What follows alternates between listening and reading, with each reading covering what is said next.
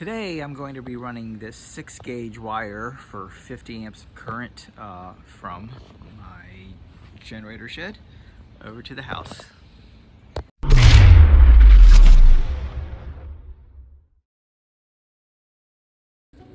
So where I left off last time on my generator shed project here was I've got the shed built on top of the platform, and now my next step is to go ahead and run the wiring so that I could hardwire it into the panel. Below the shed here you can see where my conduit is coming up underneath here, and I've got it cut off down there. It used to be taller, but I got it cut off when I put the base onto for the shed on here. So what I need to do next is to be able to, the conduit actually goes underneath the shed along the ground here and comes up this 1-inch pipe all the way into the house here. So I need to be able to open that up and run this 6-gauge wire, which is pretty darn thick, through that conduit all the way back to the house there. And so first step is to get this conduit up into the shed. Okay, so to figure out the exactly where I need to extend the or drill the holes from the conduit up into the flooring here, I've got this laser measure or laser tape, whatever, and if you press it, it has a little laser at the end of it. So I'll be able to get a straight line from the conduit up to the floor of the shed and then drill my hole.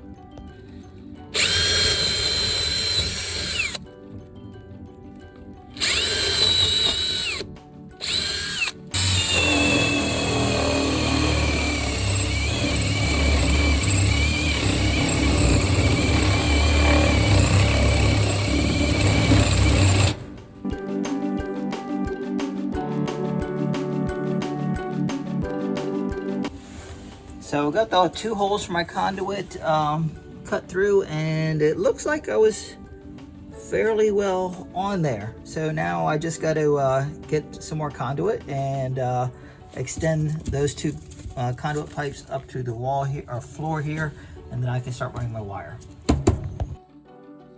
So I've got these 1-inch couplings here, and these are the actual conduit pieces that I cut off from the existing conduit before I put the floor of the shed in. I think I'm just going to end up, it just slides on. I don't even have to clean this paint off or anything. So I'm just going to slam this down into there and I should be done.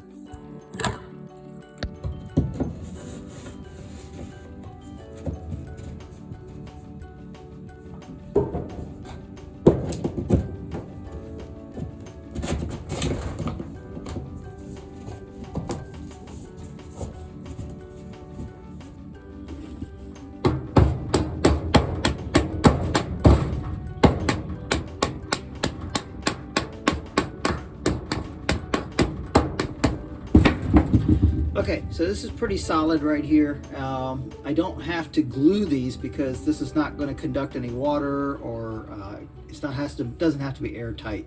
It's above ground, so it's fine.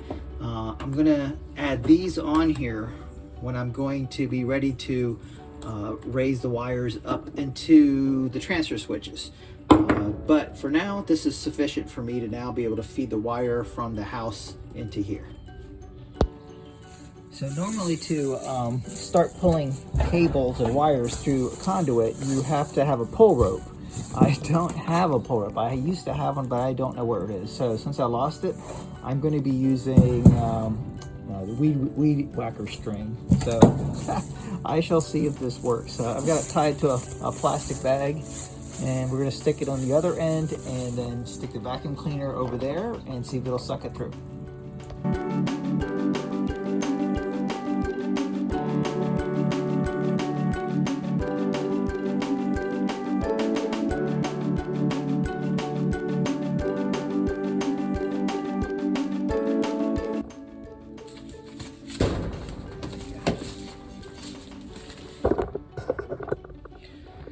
Okay, so that worked. I was able to, I had to cut off the bag a little bit so it's a little shorter. You could see some dirt that's on it, but it vacuumed it right through.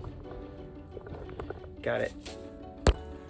Okay, so this is going to be the worst part of it. I've got the weed weeder line tied into the 4 conductors that I need to pull through, and it's going to go through there. We shall see. It's either going to work or not. This is never fun. It's frustrating. I've got my Vaseline petroleum jelly right there. I'm going to coat this thing up and pull it through. Okay, success. So my wires are through. I couldn't do it myself. I was trying to seesaw it, pulling it from one end and feeding on the other, but I ended up having Carol come out and help me. I got most of it fed through. This is 60 feet. I only really need about 27. That's what I'm guessing, but the rest is for the garage wiring as well. You can see this is here. What I'm going to do, this is going one side.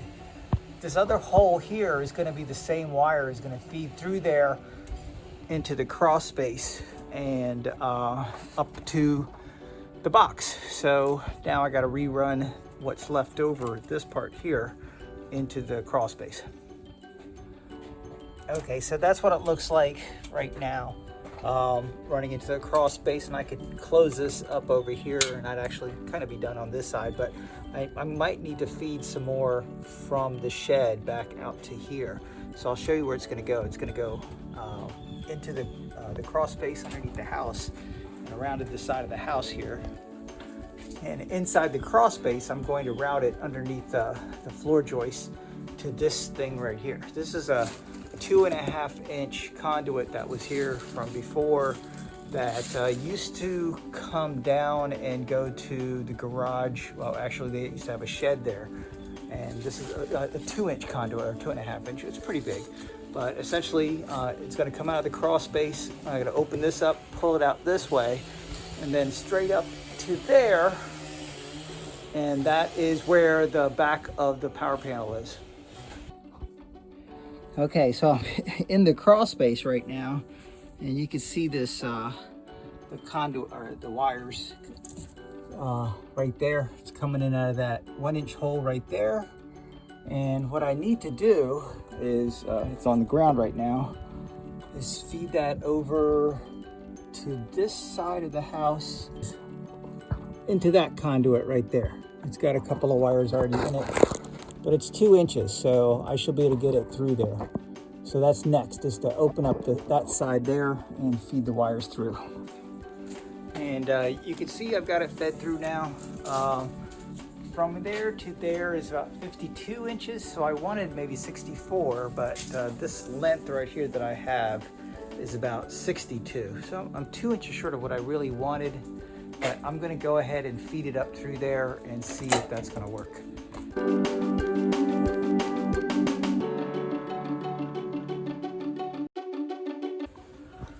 Okay, so now I have this fed all the way from the shed out to here, and that right there is the back of the power panel inside the house. I'm gonna be more comfortable with about 1 more feet of wiring.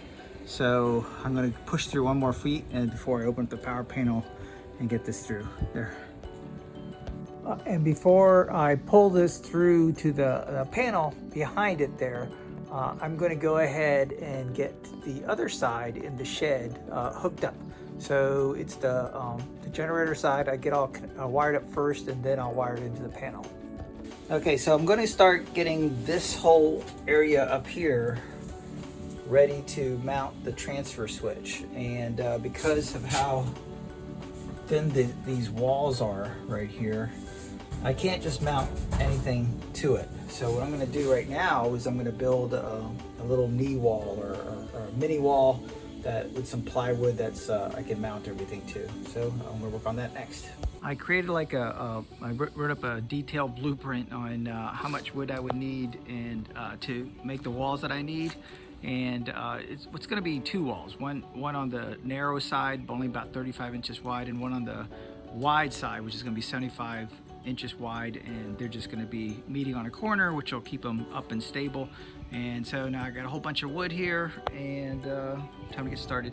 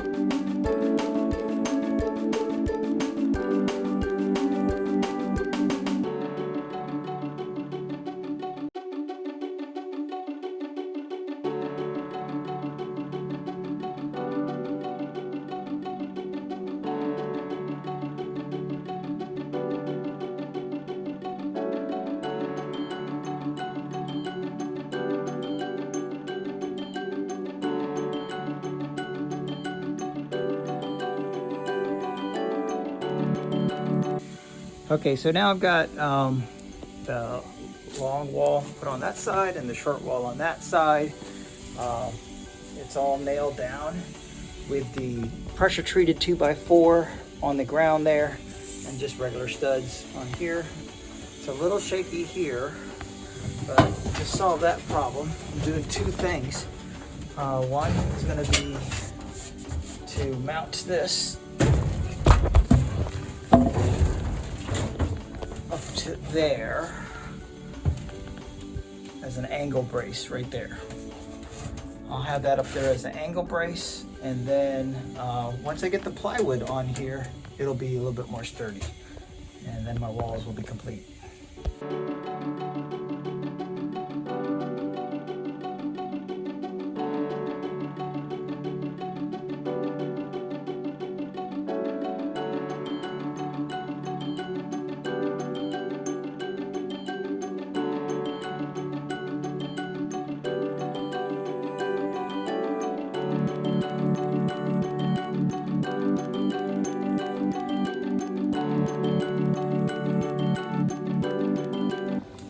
Okay, now I got the plywood up over here, and you can see it's not going all the way down.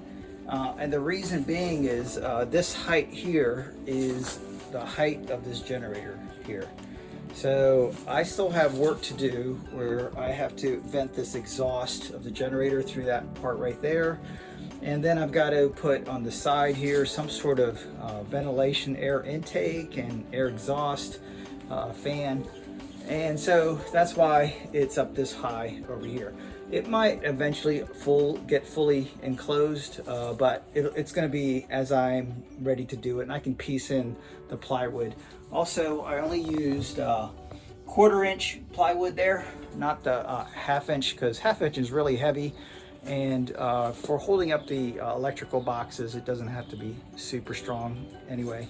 Now that I have this on here, this is really sturdy now. There's no real shaking on it. It's a sturdy wall now, so we're good to go there. And for putting that the plywood up, I actually used a different nail gun. This is a finish nailer. The other nail gun, it uses up to 2 3/4 inch nails, where this was just up to 0.75. I forgot what the length of these nails are, but these are like almost staples, and they're meant for putting light material, nailing through lighter material. So yeah, you need the right tools for the right job. There you go. I've actually made a lot of progress, well, a little bit of progress here. One of the things I completed is I painted my my wall there orange. I was going to paint it gray because most electrical things are gray for some reason, like the box and everything. But they didn't have the gray paint at Ace Hardware, and they had orange, so I got orange instead. Another thing that I did was I have the wires run through my conduit and into the transfer switch here. And you can see that here. what's next is to cut the wires, trim the wires, and wire it up into the transfer switch. I didn't bother trying to videotape putting it through here because I knew this corner here was a very difficult one to try to pull these thick wires through, and there's quite a lot of profanity involved, so I didn't bother with it. But time to try to hook this up next. So the wiring is, of course, 6-gauge wire, which is required for 50 amps, and it's pretty thick and it's a little difficult to manipulate. But one of the new things that they do nowadays for that is, since it's a twisted pair or braided, I've got a cap that I can compress onto there, or crimp onto it, and here's a brand new crimper I had to buy for that as well. So I'm going to see how well this crimping of this will work and make it a little easier to slide into the terminal.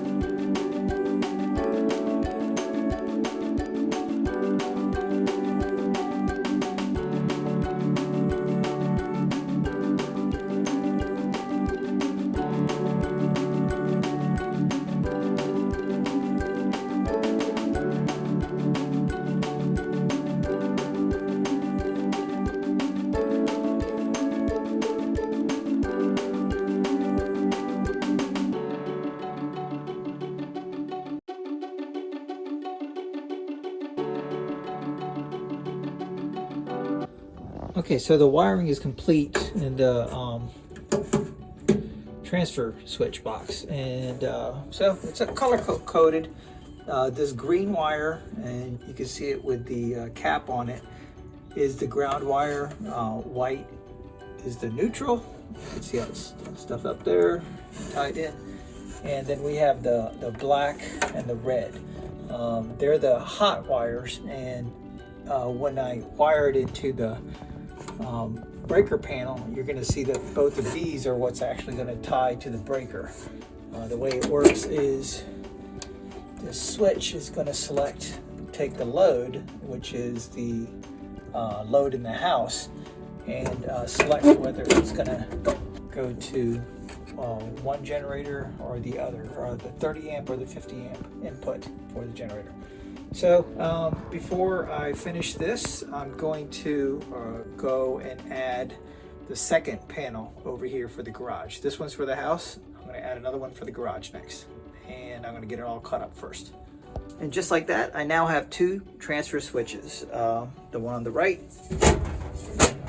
that's for the house, and the one on the left is for the garage. So with both of the transfer switches completed, next is going to be to wire them into the panel. I went and did the transfer switches first because the panel's hot, and so you do that last after you have everything properly grounded on the other side. And the garage one, actually this is the garage, it's got its own meter up here, and so I've got that 1-inch pipe coming up here and going through the wall here, and I'll show you where it comes out inside. And you can see it coming out of the wall here. So this one I'm going to do probably second. I just got to run it up into this panel here to a 50 amp breaker, and that will be, the garage will be ready to go. But before I do that, I'm going to go ahead to the house and do that one into the panel and get the house all completed. So the breaker panel in the house is right here in the laundry room, and I'm going to open it up right now. When we take a look inside here, you can see I've already got, right in this spot here, a 50 amp breaker already in place. I've got it tagged already as for the portable generator, and I have an interlock. The whole purpose of this interlock right here is so that the only way you can turn this 50 amp breaker on and energize power from the generator is if this interlock is slid up. and actually slid over. And to be able to slide this over, this main breaker has to turn off, removing power from the power company. So that's a safety feature really meant to keep electric company workers safe. Because if we're putting power through here, doing a power outage, and it feeds back to the power company, somebody that's working on the line up the line there could get electrocuted from our power that we're feeding them, and they don't know about it. So that's why this is extremely important, and you should never have a generator wired into your panel unless you have an interlock. So now to open this up so I can run the wires through here, and I'm gonna get my ladder out there and get it all pulled through. Okay, with the panel open, you can see the main breaker up here, the 50 amp breaker here. It has some old lines here that I need to remove. They go to an old generator patch that is actually underneath our sunroom. I have to pull that all back out. And here you can see the pipe or the conduit that's I'm going to be pulling the wires through that actually goes straight outside. And so I'm pulling it through now. Okay, I've got the 4 wires for the new run pulled through, and this is the old one, which I'm going to cut off. This is pretty crowded in here, so I'm going to cut these off, and I'm going to pull it out from the crawl space. But now to get this installed. Yep.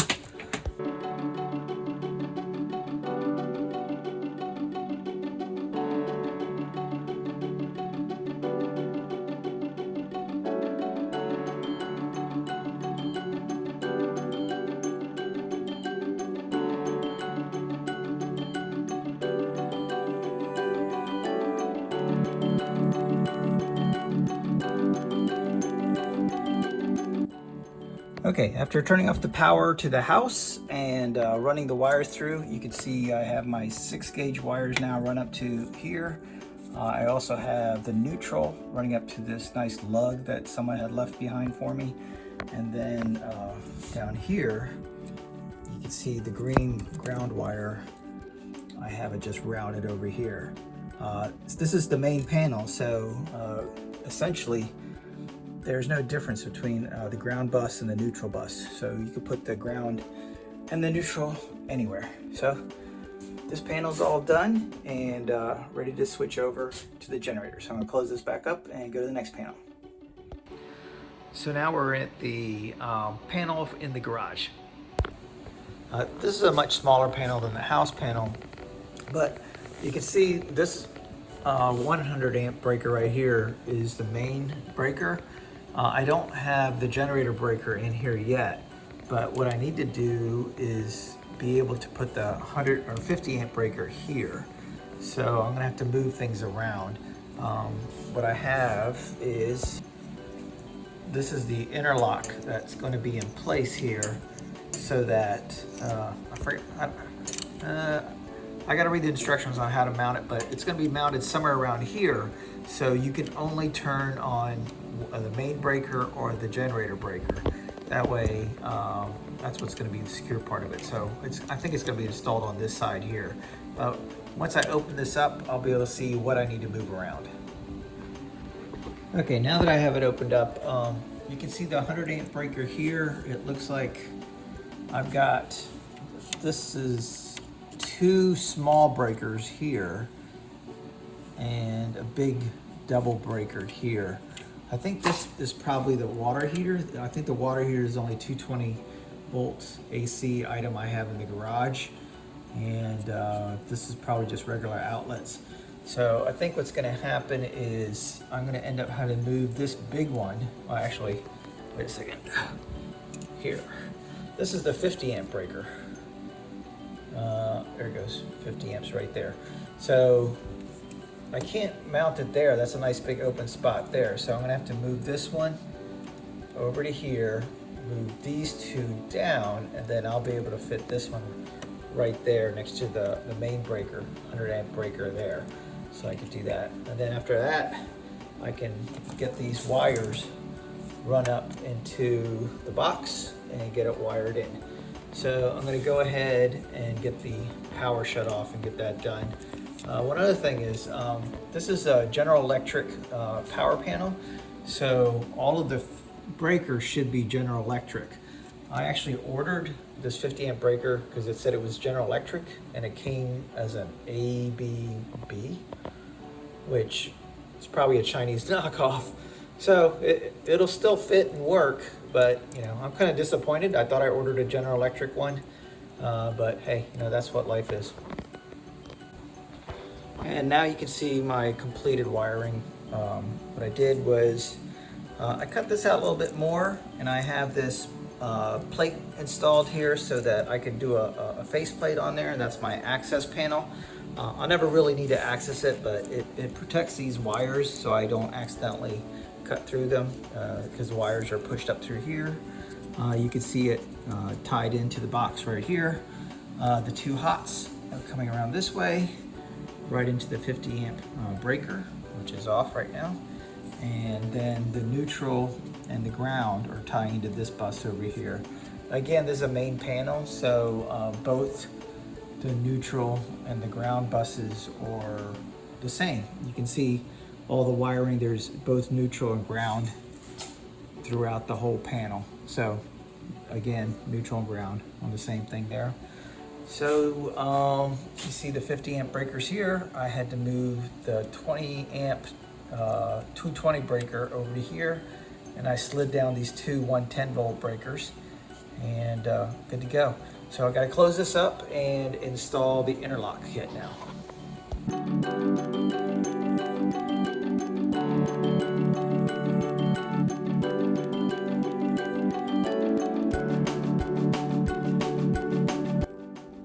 And this is what it looks like now with the generator interlock installed.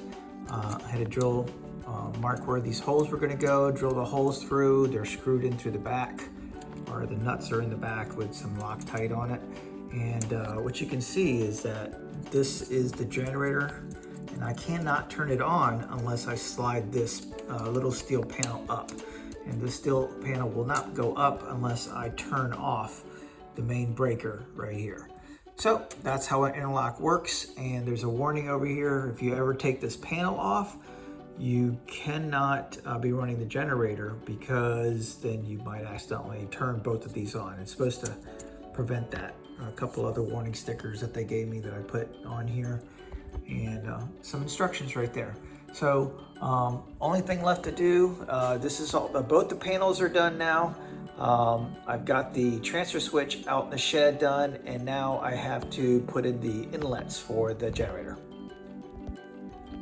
Okay, one thing I did want to point out, before I actually finish the shed connections for the inlet, is that everybody should really purchase this manual themselves. I mean, you can look all this stuff up online itself, but according to the National Electric Code, this is what all state requirements, or state electrical requirements, actually base themselves off of. I paid a lot of money for this book. They give me this little cheat sheet here as well. According to this, if you're going to run 50 amps, a breaker, 50 amp breaker, you have to have 6 gauge wire to it. If you have 8 gauge wire, that's a 40 amp breaker. If you have 10 gauge wire, that's a 30 amp breaker. So these generator inlets, when I took a look at it, so this one with 3 prongs is actually the 50 amp breaker. This 4th prong right here is the actual ground, and this one with 4 prongs in the center, and you don't see a prong on the outside there, this is the 30 amp one. So when I open this up and see how this is actually wired up, you can see that the ground wire here is not 6 gauge. This is actually 8 gauge. And I was confused at first because I thought, oh no, this is not good. I could use 8 gauge wire, but no, that's not true. 8 gauge wire is okay for ground, but you still have to have your hots at 6 gauge wire. Your 2 hots and your neutral over there. Similarly to this one here, this is the 30 amp one. When I open this up, this ground wire right here is 10 gauge. And that's okay because this is 30 amp, and 30 amp calls for 10 gauge. So I'm not too sure why they, I guess when it gets to 50 amps, it's okay to go with a smaller gauge for the ground, but you stick with the proper gauge for the 30 amps, which is 10 gauge. So it's just interesting to know. And so instead of trying to wrestle with the 6 gauge wire, trying to put it in here, I ordered some 10 gauge wire, which I'm going to use for the 30 amp. So just things to know. Okay, for the 30 amp circuit, I've got this new 10 gauge wire over here, and you can see it's a lot. This is the 6 gauge wire with the 10 gauge wire. You can see what the difference is in how much current it could carry and how easy it's going to be to run in comparison. So I got all 4 colors, the red, black, green, and white. I also had to get smaller ferrules. These are the caps that I put on the ends on them. And what came with that kit was also, whoops, there you go, a new crimper. So new crimper, new ferrules, new wire. Time to run the 30 amp. Okay, so I actually have the 50 amp circuit already run, and I'm ready to run the 30 amp circuit. I went ahead and did it because there was a lot of trial and error.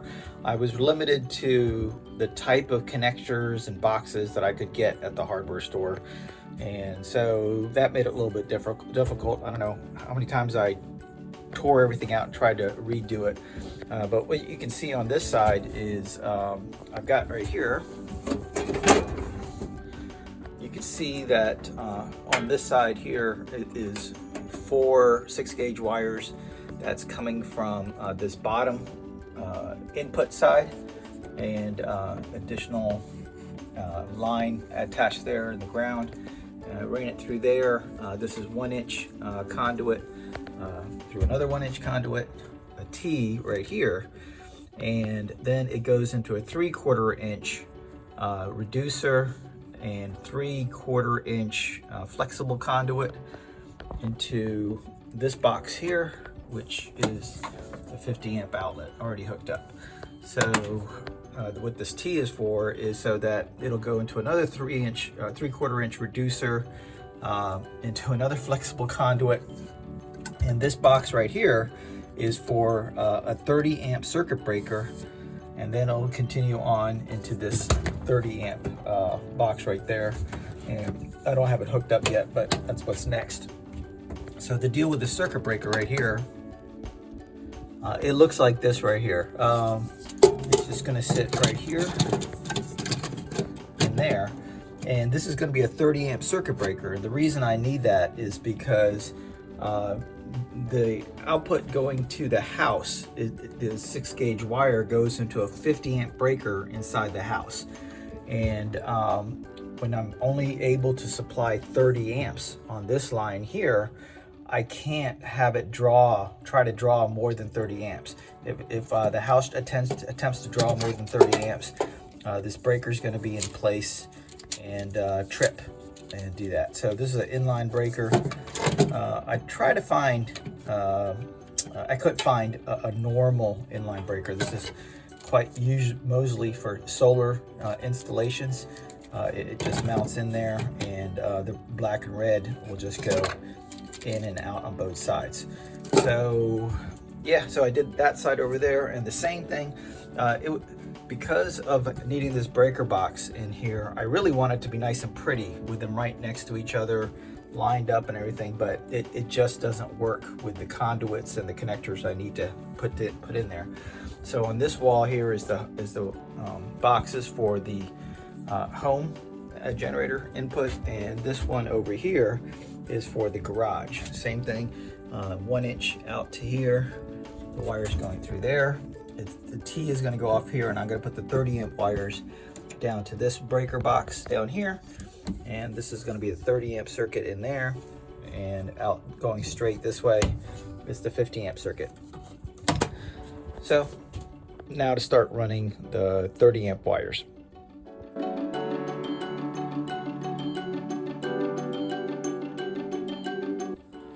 Okay, so now you can see I've got this bundle of 10 gauge run over through into the breaker box and up through here, And I'm going to go ahead and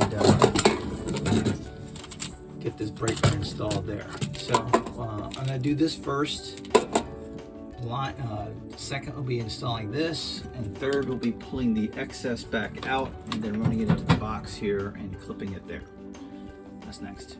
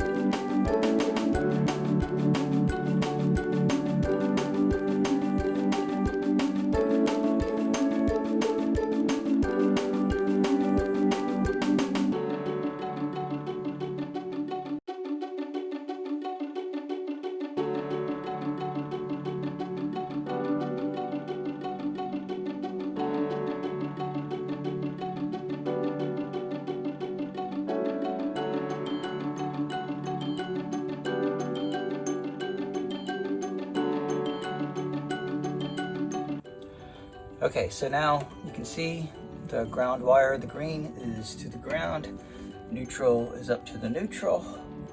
Our red is one of the hots is going up here, up and around into this hot spot here, and the same for the black on that side. So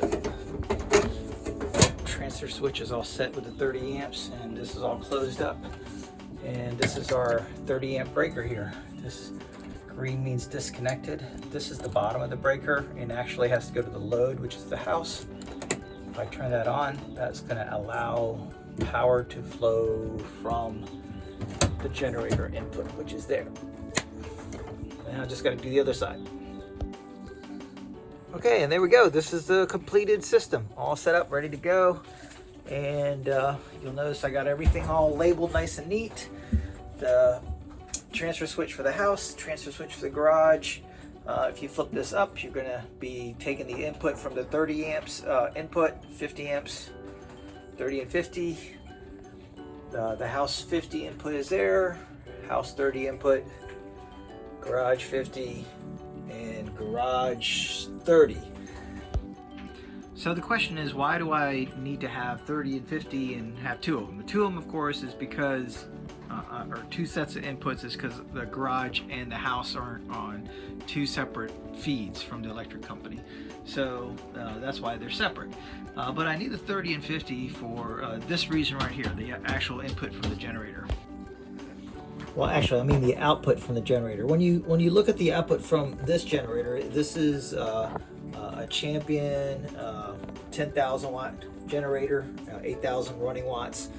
And what it has for putting out 240 volts right here is one connector here. This will put 30 amps out, 240 volts, and this is another 30 amp connector on this side here, and this one puts out 30 amps at 120 volts. So all your 110 devices, your regular outlets, are going to work in the house doing this. But if you want to be able to run the AC unit, the dryer, or anything else that uses 240, 220, you're going to have this as the input. So in practice, what I'm going to end up having to do is when I get my new generator, it's going to be a 13,000 watt generator rather than a 10,000 watt. And that'll have a 50 amp 240 and a 30 amp 240. And so that's why I'll be able to have that as a single generator.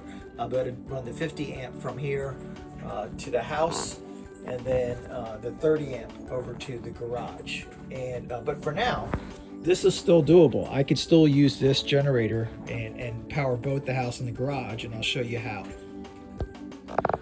Okay, so you can see I've got my my input cable for the house, 30 amps wired up. It's laying down right there, the other side connecting to the generator. And then I've got another cable for the 30 amps for the garage wired up as well. And it's hanging right here. And you can see the 30 amp cable has the 4 prongs in it over here. You can see this cable has 4 prongs as well. And then if you look at the inputs, the 240 volt has 4 prongs. So this is, the house is going to go off of there just fine there. But if you look at this, if you can see it, here it is. This has 3 prongs. So the other one, which is going to the garage, is not going to fit. So the way we solve that problem is an adapter. I've got the, see the 3 prongs on this side, and it's 4 prongs on the input here. So I take my adapter, and put that in there, and then I can plug this one into there. And there you go. What this is doing right here is this is putting 110 or 120 volts into the 30 amp 240 wire up into here, which is going to send 30 amps at 110 volts, which is just one leg. We had the red and the black, but now it's just probably going over the black instead of the red. And it'll go through this 30 amp circuit breaker over the 6 gauge wire into the garage at 30 amps over here. Same thing for the house. We'll set that as 30 amps. And 30 amps, 240 volts is going to go up through there into the house through the breaker here. So it's a 30 amps over the 6 gauge wire, and it's set to 30 amps. And so this setup is not going to work for me right now. As of today, I can actually run the generator and power both the house and the garage.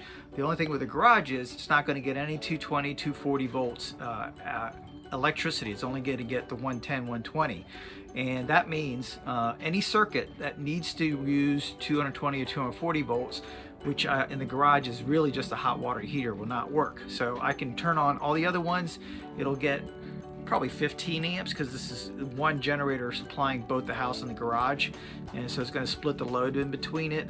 Whatever is going to draw is going to draw, but the house is getting 220, 240 volts, possibly a full up to 30 amps, whatever, but it's whatever it's going to draw. And so I could use this, but what the plan is going to be is to get a new generator, and that's it. So for now, I'm kind of all done as far as I'm at a good point that I can run a generator if I ever need it right now.